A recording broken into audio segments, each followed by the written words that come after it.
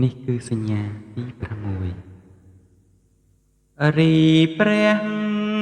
និព្វាន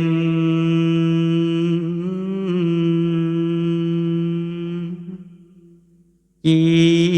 ធម៌ល្អិតជាធម៌ប្រ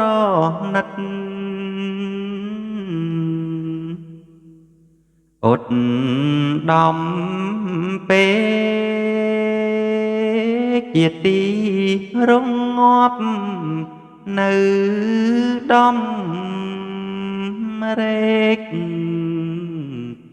ដែលសត្វតែងត្រេកដោយតណ្ហាជាទីរងាប់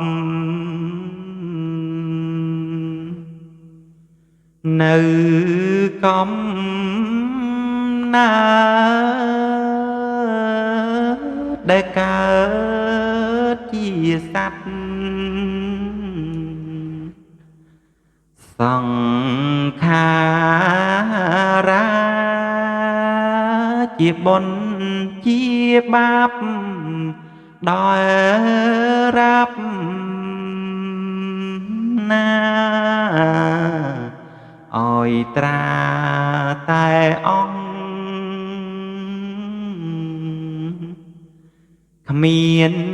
សល់ឡើយលះឧបបង្ថឹបទាំងពួង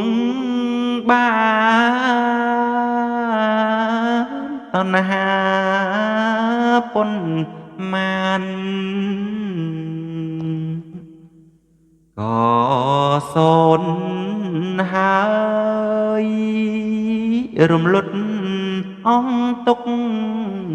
សុខឥតស្បើយធัวយ៉ាងនេះហើ